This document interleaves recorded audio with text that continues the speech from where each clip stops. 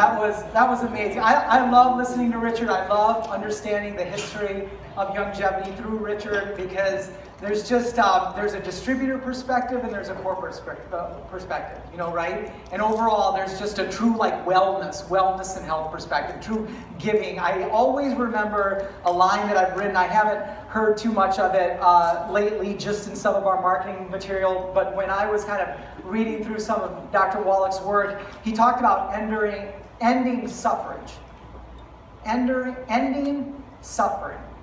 And that word suffering, it really means a lot. And it means a lot because I'll tell you, there's so many of us that are suffering. We talk about the end, which is the fatality or the failure or whatever, but the process in getting to failure, unfortunately, is a whole lot of suffering. And that's what most people just can't endure. And they shouldn't have to endure it.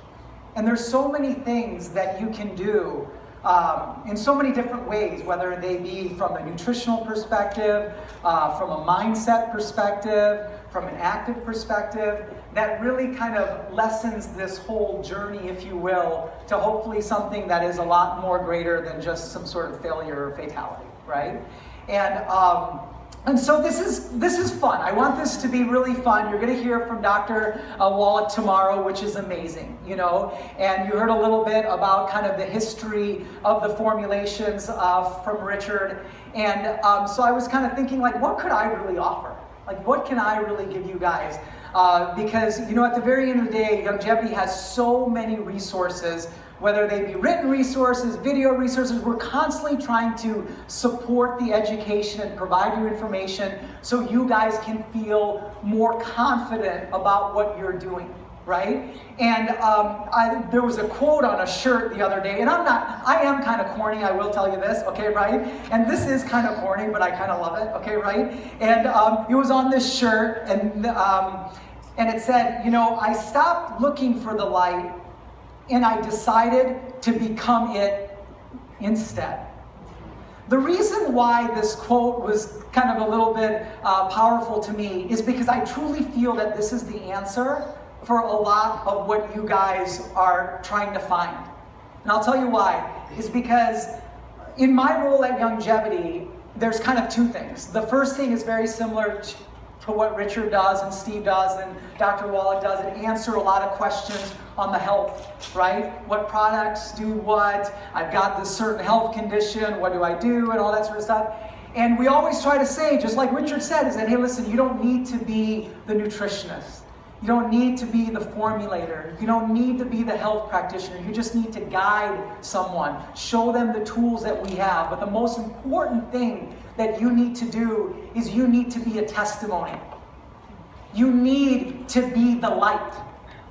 See, and that's what most people, I feel, are skipping, is that they're always trying to ask me, what can they do? What can they say? What kind of presentation can they give to allow somebody to say, you know what, man, I want to do this with you?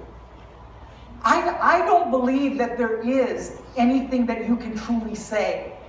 There isn't any message that you can truly give that is more powerful than you. You being the light. You being the sun. You being someone that they look to and say, you know what? I want to be like that person. And you don't have to be super fit, and you don't have to be super healthy. You don't have to be any of that. What you do have to be, though, is you have to be on that journey. You have to be on the journey of wellness. And let me tell you something. People know when you're not on that journey. People know when you're just regurgitating information, when you're just presenting something, that it's not authentic. You know, they always use that word, be authentic, be real. It's really hard to be authentic if it's not truly inside you. If you don't believe in what you're doing. Scott, Juliet, and I were talking about this morning why people, well, specifically why my mom, okay, is not as healthy as she could be. And here's the unfortunate thing. It's really terrible, but it's really not in her. right now, at 78 years old, doing what she's been doing for so long, and having to kind of deal with some of the struggles that she's had and some of the failures that she's gone through in her health, she's lost confidence in herself.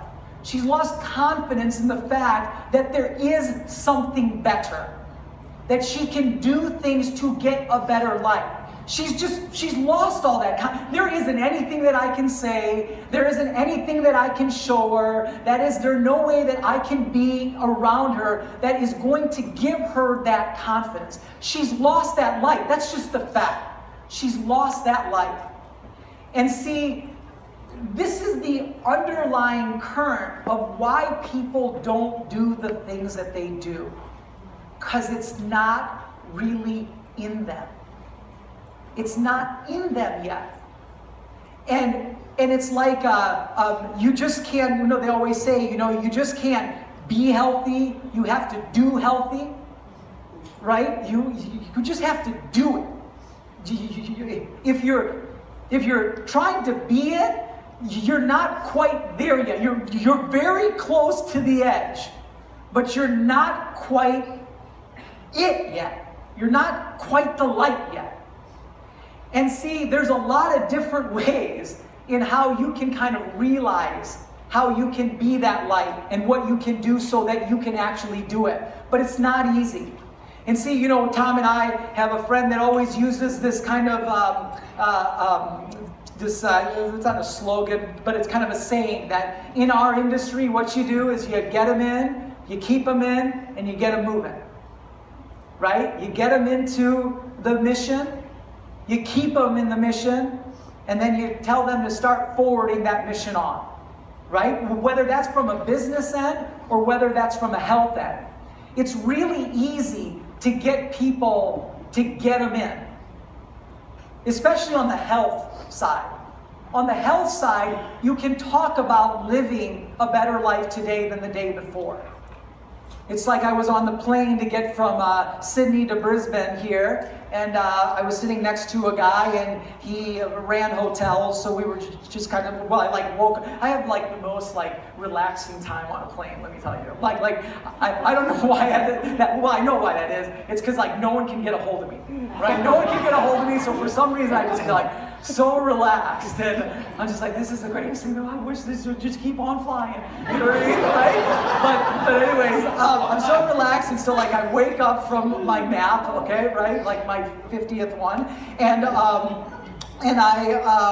he looks over at me. He's like, "Oh, you had a nice nap." I'm like, "Yeah, I'm sure my mouth was open and I'm in high sleep." And he said, "Well, so what do you do? That whole thing. So what do you do? And so here's what I do. And what do you do?" He does this and stuff. And he says, "So, do you think you believe that stuff?" He said, "Do you think that? How much of that is really marketing, right?" I kind of sit there and I'm like, Well, I mean, there are companies, right? There are products that really kind of rely heavily on the marketing end of it, and there's probably not much in it, right? And then there's other companies like us that just do it really, really well, and there's something to it, And so I'm like, so I tell them this, and I just say, hey, listen, I think there's something to it. I think there's something to it. And he's like, yeah. He's like, well, why? Why do you think there's something to it? I said, well, to me, I think there's something to it because there's no other horse that I really want to ride. Really. I mean, I got to get committed somewhere. And I've just chosen to commit myself in this area. And the reason why I've chosen to commit myself in this area is because I believe that it just seems really logical to me. I think the greatest thing about Youngevity is that it's super logical to me. And sometimes, with simplicity, there's brilliance. We're always kind of wondering, how do I talk to somebody? How do I talk about Youngevity? The reason why the Healthy Body Challenge, that whole campaign, that whole movement, that whole energy was created was because we were trying to put all these very difficult concepts, such as 90 for life, Dr. Wallach, Dead Doctors Don't Lie, the 50 years of research that Dr. Wallach had done, essential minerals, all of this kind of into some simple way to be able to introduce it. Because you know what? At the very end of the day, all of those things, we felt at the very beginning you didn't have the credibility to talk about.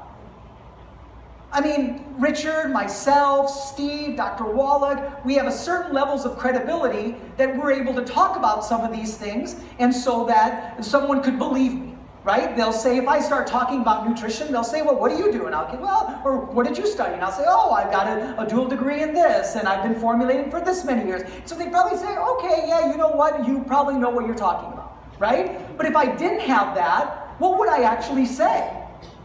I'd have to say something a whole lot less, because I have to remember everything that comes out of my mouth, someone is going to say to me, how do you know that?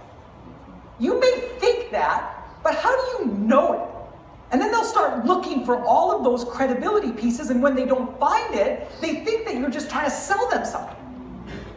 Right? And so I'm thinking to myself that I'm saying, okay, well, to me, the coolest thing about Youngevity is it just seems so simple. We just believe in food. We don't believe in anything else.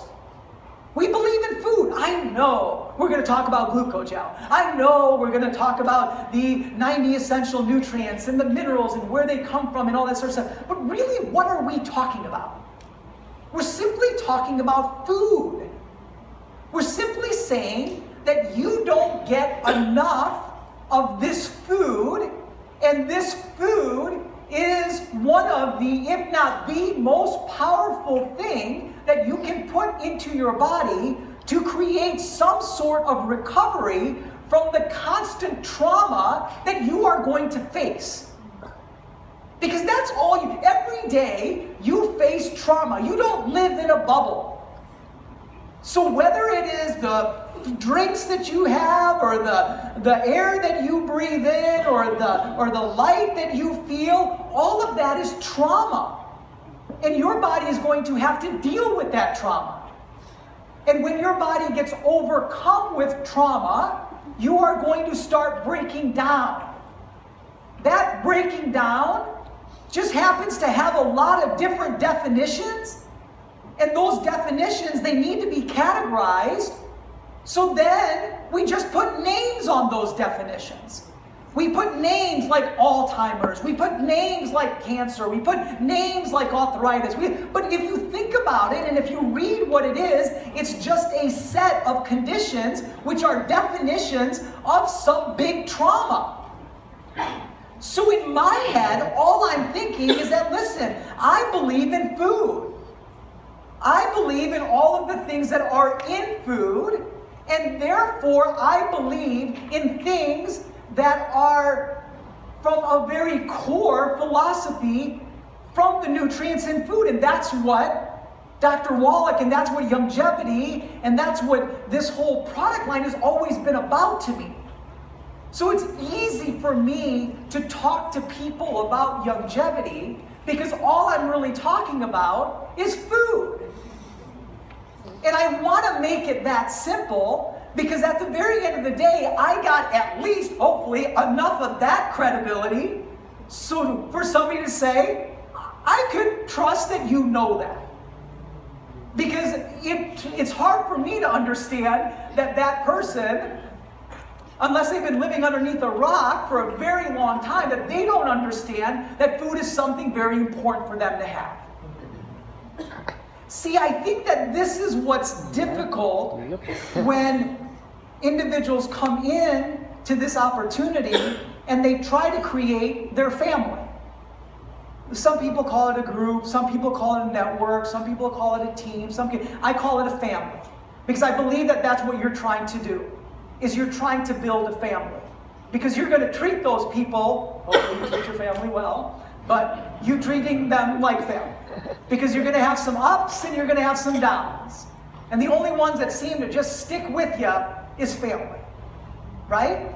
And so therefore, I feel like this whole thing that we're talking about is a lot more simple than what most people make it out to be. And that's why when Scott was asking all of you and a few of you, and as we were talking about it this morning, what do you really want from this conference? People are saying, listen, What I want is I want to know, what do I do after I get in? What do I do after I get in? Tomorrow is all going to be about the business side. But on the health side, what do I do after I get in?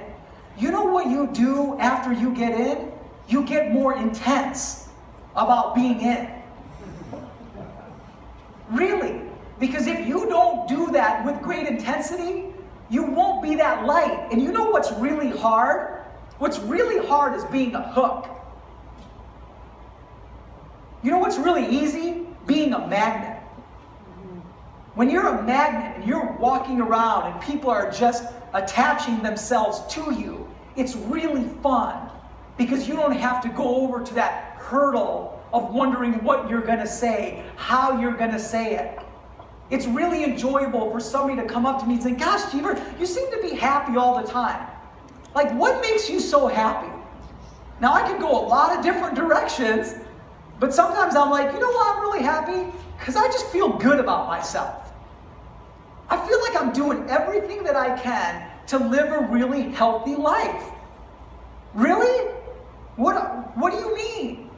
Well, I eat right, I move around, I take really good supplements. Oh, really? What type of stuff? Do you see how I don't have to come out with something that's not real and authentic, because this is just how I'm being. And see, that can be you. That is you. But see, if you don't feel like you're getting that attachment, in my opinion, maybe you're just not being that strong of a magnet. Maybe you're not doing it with that intensity. You think you are. Oh, I know you think you are, because I see some of the ways that you talk to me and do it. I hear some of the same questions that you give me. I don't know why I don't do this. I don't know why I don't do this or that. I'm doing this. I'm being this way. I don't see it. And all of this has nothing to do with you. It has everything to do with how you're going to put this whole kind of show together. Jeevers, how do I put this whole show together? Give me more resources. Give me more words. Give me more messaging so I can build this show. And you forget, oh, dude, there's only one show and you're the only actor. Like, there's nobody else on stage. Dr. Wallach ain't on stage with you. I'm not on stage with you. Steve's not on stage with you. Tom's not on stage with you. You're the only one. And so when the Healthy Body Challenge all came about, and this was all talked about, whether it was 90 for Life or Dr. Wallach or the products or anything, I always try to figure out, how can I make this into just a very simple message that I have enough credibility to talk about. Because at the very end of the day, they're really looking for something to believe in. They're not looking for a product. They're not looking for a doctor. They're not looking for a company. They're not looking for any of that.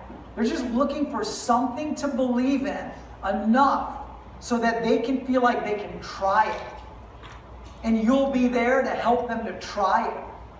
That's the whole point of this whole thing, is that, I always teach people, we're just trying to get people to try something. We're not getting people to take it for the next 3 months. We're not going to get people to do it for the next 90 days or be a distributor or be a customer or come to an event or do all that sort of stuff. For me, I'm just trying to get you over the hurdle of saying what I'm doing right now doesn't seem to be giving me what I want. So therefore, I don't even know that what you have is going to give me what I want, but I'm willing to at least try it, and I'm going to try it because it seems to be giving you what you want. Does that make sense? Yes. Yep. Right? And so one of the things that I just kind of wanted to talk about is that Youngevity has a lot of resources. I want people to understand, I think that this is the coolest thing and the greatest thing about Youngevity, is that we create a community of wellness.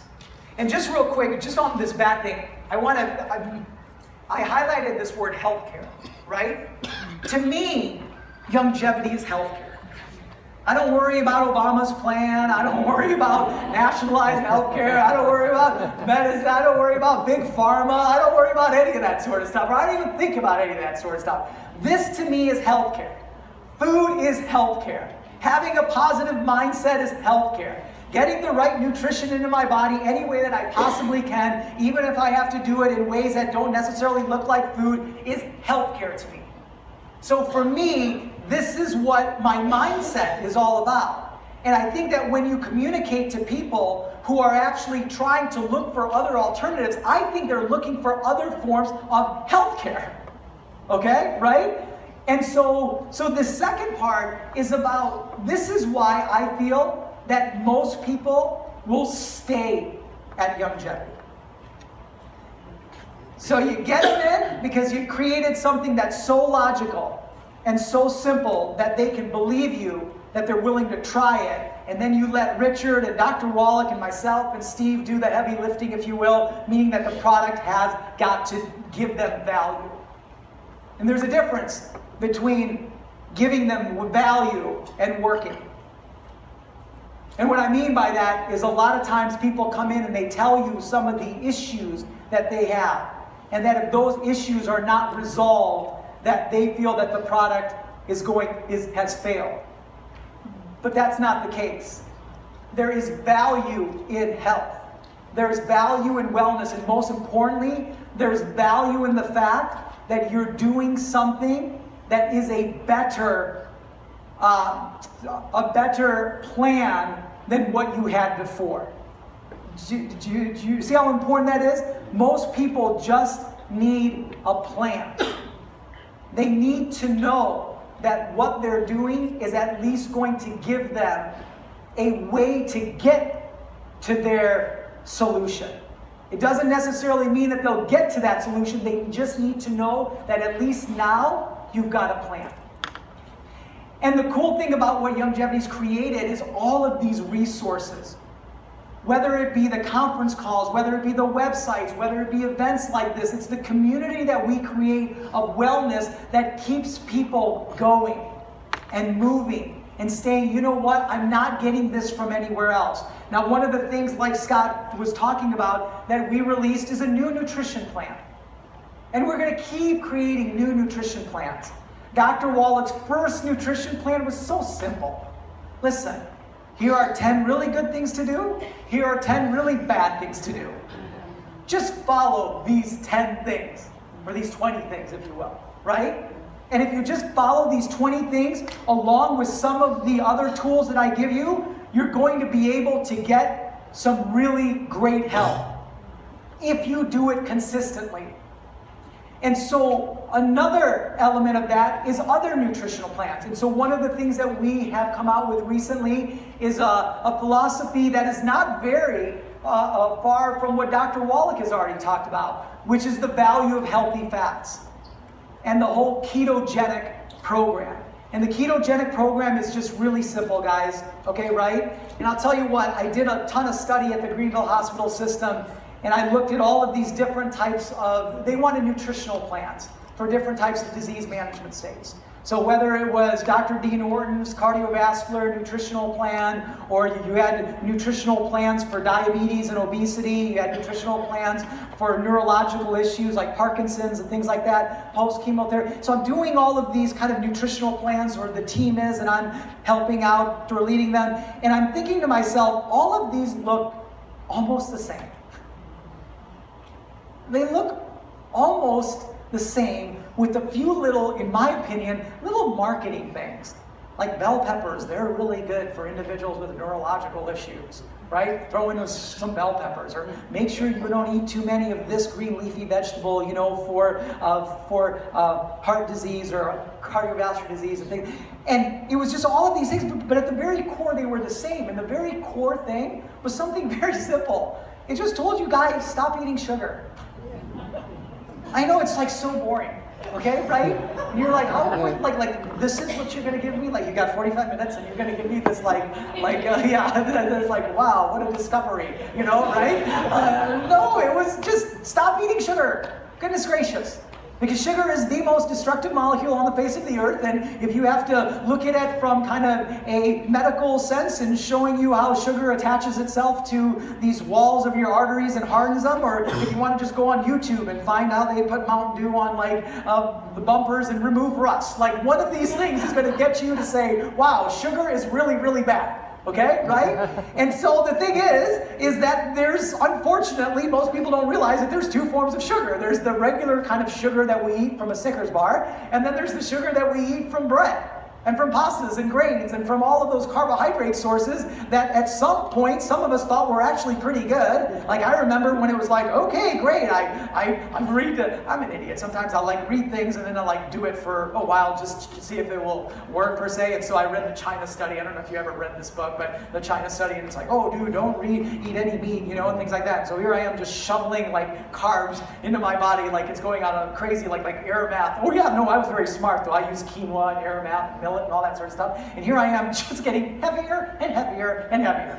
Okay, right? And I'm like, I will deal with the cardiovascular disease. I just don't want to be heavy. No, I'm kidding. So you're eating all of this, and you're thinking to yourself, well, wait a second. The very core of this is that why are you not limiting the one nutritional source that your body can make from other sources?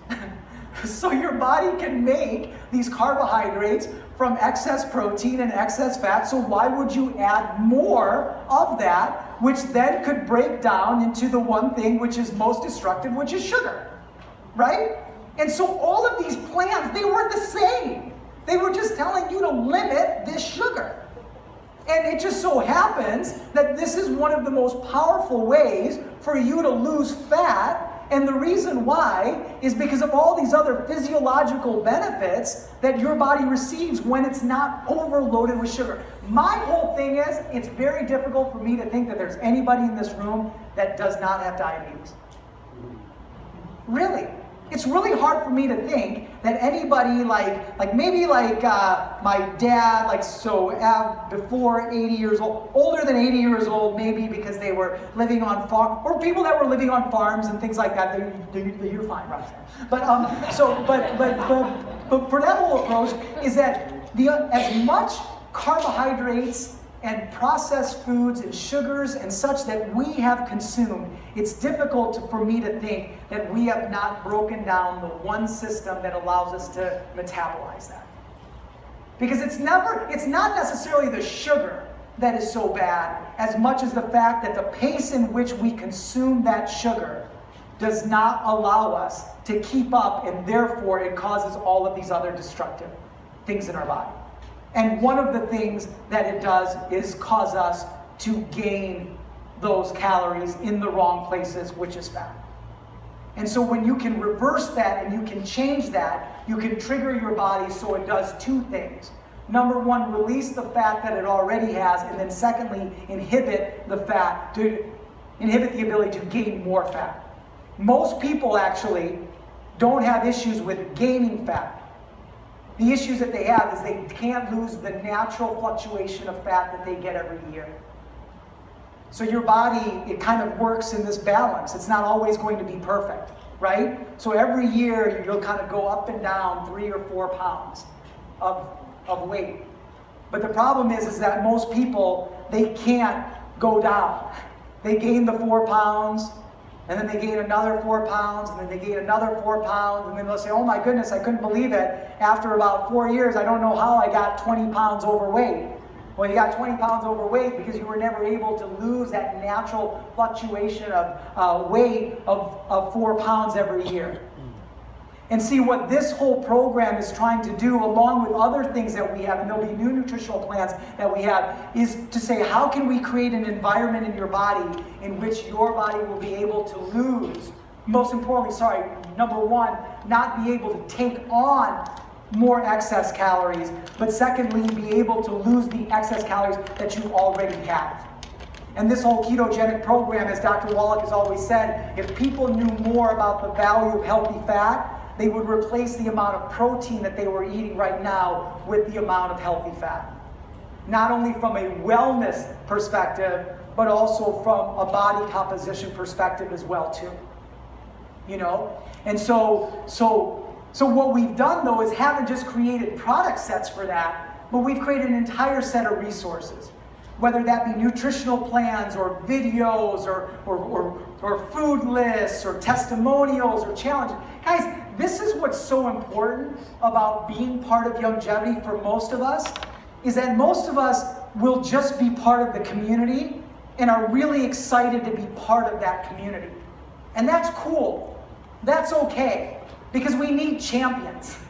We need people who are just excited to be living a better life today than they did the day before. It doesn't mean they have to go tell their friends and family. It doesn't matter that they have to go take advantage of all the compensation opportunities. It doesn't mean that they have to come to all of the meetings. They just have to be part of the energy and part of the movement. And that's what we've done in creating a lot of these resources.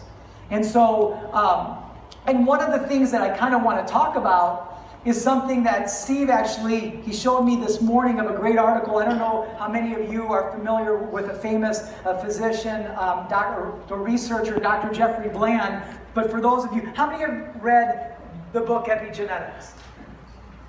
Okay, awesome. Well, sure you guys have. No, anyways, yeah. Sure. But anyways, Epigenetics, a fantastic book. You're going to have to fight through the first 4 or 5 chapters, but trust me, it's well worth it in the middle at the end. But Dr. Jeffrey Bland actually wrote Dr. Wallach's foreword in that book. And Dr. Bland, a very famous researcher, huge author in nutrition, supplementation, all that sort of stuff, he's starting to talk more about the value of personalized nutrition. And this is becoming very big. It's very big in Europe.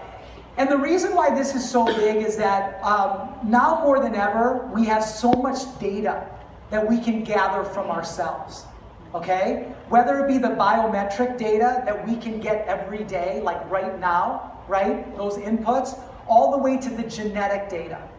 And just a quote here real quick, he says, I see the future of nutritional supplements becoming science-based around scientific wellness that is going to depend upon these new technology, moves away, this is the biggest thing, moves away from disease-centric and looks into health-centric. This is big, guys. Even when we're talking about individuals, and we're going out there and we're trying to find individuals who will be part of our community, we're always looking for those that are ill or diseased, okay, right? And it's logical. It's logical because, listen, they're looking for an answer. They're suffering. And you may feel like you've got that answer for them. So it is logical, and I get it, right? But when you look at it from that perspective, you miss the whole value of nutrition and just how powerful nutrition can be. Nutrition is about providing incredible health, an entire sphere of wellness. This is why I started talking about, think about the resources that we have. Think about the people that we have. Think about the education that we're willing to give. Think about the community that we're creating, because this is the sphere of wellness that's truly going to allow them to get over their health obstacle.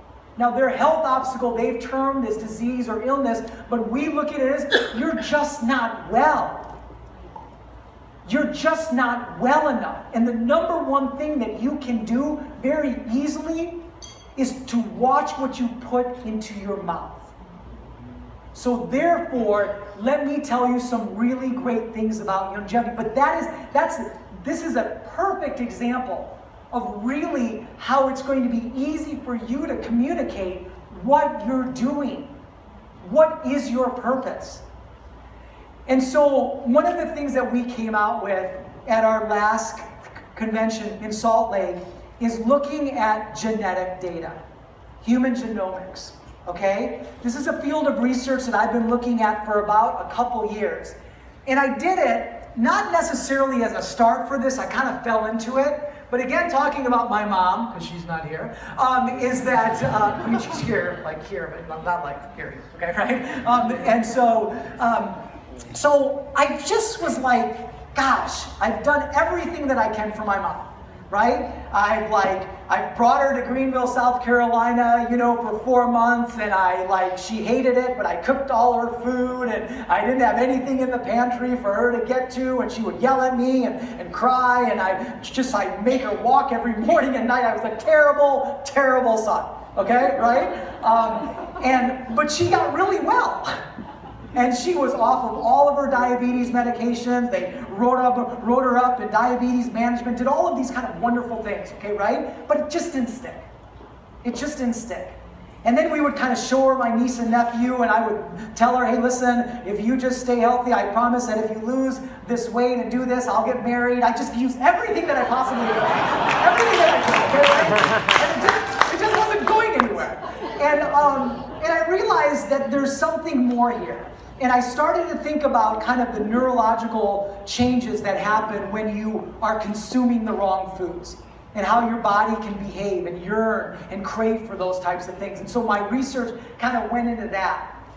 And then I started looking into, a friend of mine was doing research in pharmacogenetics, looking at how genetic data relates to the pharmaceuticals that we take and how we metabolize pharmaceuticals. This is personalized medicine.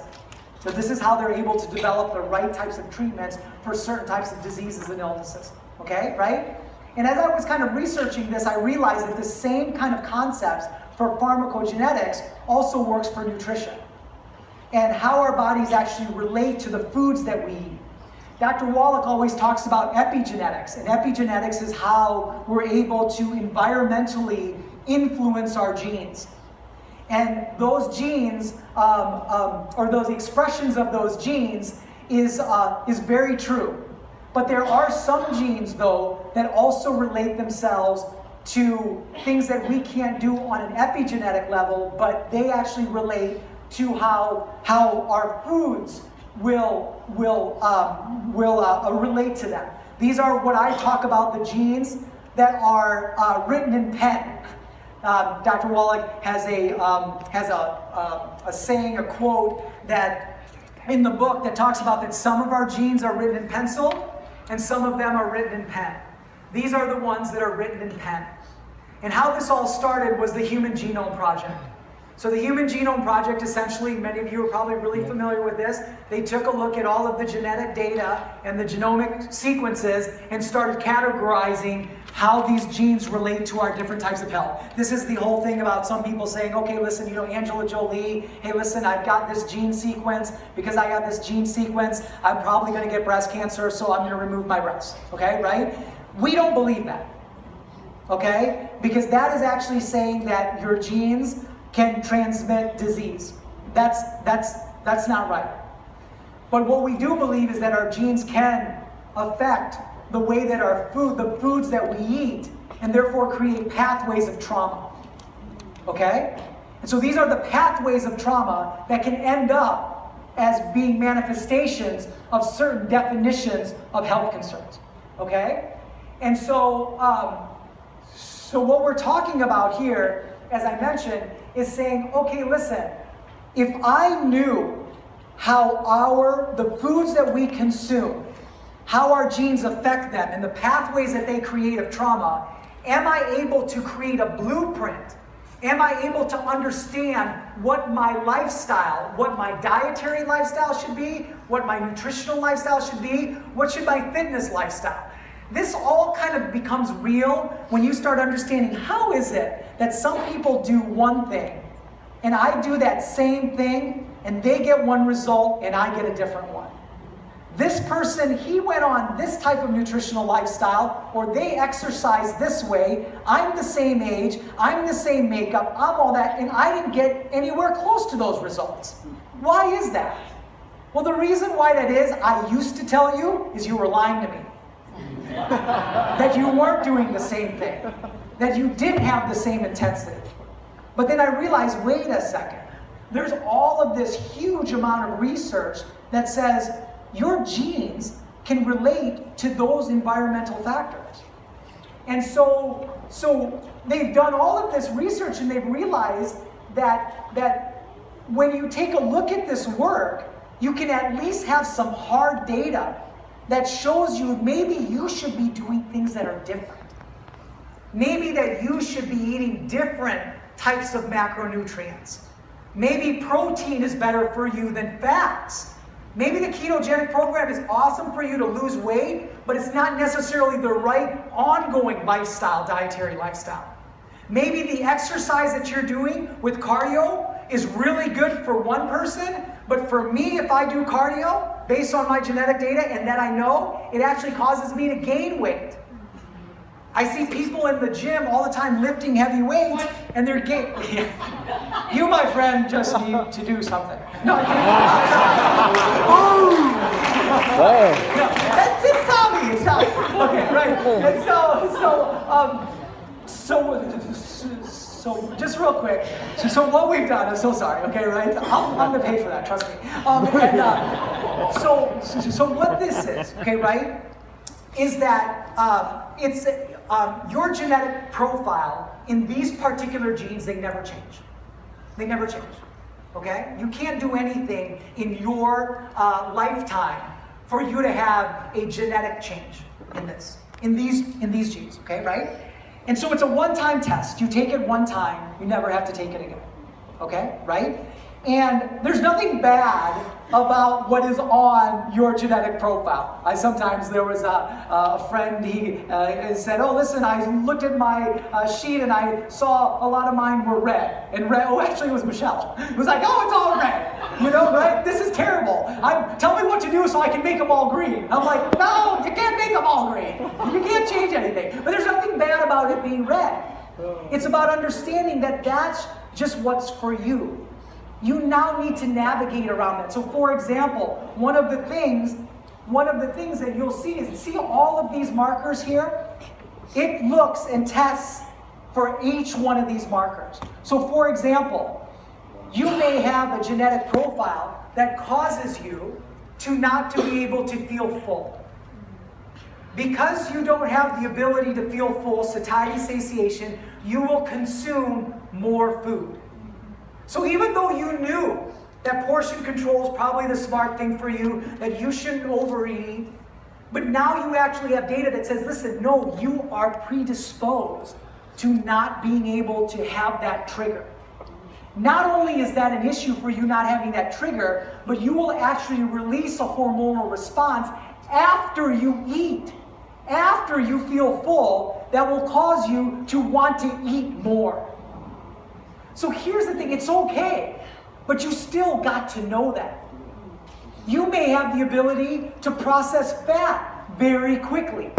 If you process fat very quickly, it's almost like a sugar to you. It's almost like a simple carbohydrate. You will break down that fat will release calories, it doesn't have a place to go. What's going to happen? It gets restored. You may have a taste issue, taste preferences. See, some of these genes are held over from evolution. Some individuals, like my sister, she has issues with bitter tastes. She doesn't like things that are bitter. If she lived 200 years ago, that would be okay. Because usually things that were bitter were poisonous. So you just automatically create it. But the problem now, vegetables are bitter. So you tend not to eat vegetables. And you tend not to eat certain vegetables. So then it causes you not to eat that. See, all of this information that you have, this is what I'm trying to say, is it allows you to kind of navigate what you should be doing from a nutritional lifestyle. It allows you to be more aware. So now that I am more aware that I'm not going to feel full right away, I am very intense about my portion control. I'm very intense about knowing that when I do feel hungry, am I hungry or am I thirsty? Or am I just bored? Should I be eating my vegetables more raw than cooked? Because if I ate them raw, I have more bulk. If I have more bulk, then I have the ability to hit some of those satiety receptors. If I take supplements, I should be taking a protein product that has at least 6 to 10 grams of fiber. If I take something less than that, I'm not going to trigger that. I shouldn't be juicing.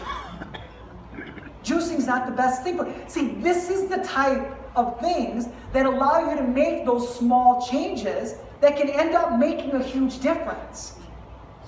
And so all of these things, and then there's some very, very simple, important things like vitamin metabolism. Vitamin A, vitamin E, vitamin D, your B vitamins. Some individuals have an issue with turning those vitamins into active forms. If you don't turn them into active forms, you never get the benefit of those nutrients. If you don't get the benefit of those nutrients, you will consistently crave those nutrients, and you will be what? Nutritionally deficient, which would then can cause trauma. If that causes trauma, now you've got issues. So now I know that I got to make sure, because I can't metabolize vitamin D as well, that I want to take 4,000 IUs, so I take 6,000 IUs. I've got an issue with methylated forms of folate. So therefore, I'm going to take a methylated form of folate rather than the other form of folate. See, these are the small things that can end up making a big difference. And there's all of this data out there, there's all of this research out there that allows you now to make better choices from a nutritional perspective, from a supplement perspective, from a behavior perspective. And just this last thing, because I only have like 30 seconds I think now, is that one of the things that we don't do enough of with this data is there's no support. And one of the things that Steve talked about when he first allowed me to even talk about this is to say, listen, Jeevers, if you're going to provide this information, you got to make sure that once they get this information, that they know what to do with it. How do they take action? It's not good enough that they just know that they have issues with feeling full, that they have metabolizing effects, that they have enzyme issues. What do they do from a behavioral standpoint? What do they do from a nutritional standpoint? And what can they do with our products? We have so many amazing products. Let's make sure that now they can fit the right product for their genetic profile so they can have the best wellness. And we can truly be health-centric. So this is what we're able to put together. We're actually going to be able to do this only here. So real quick, this is not something that is available outside. It's just going to be available for those individuals that are here. For those that want to do it, we're going to do it after this. After the conference ends. Just stay for those that want to learn, number one, more about this, and then secondly, actually want to provide their sample, their DNA sample, and then we will run the report, and I'll show you all of these things, right? So does that sound cool? Awesome. Well, I believe that, Scott, you're next. Okay.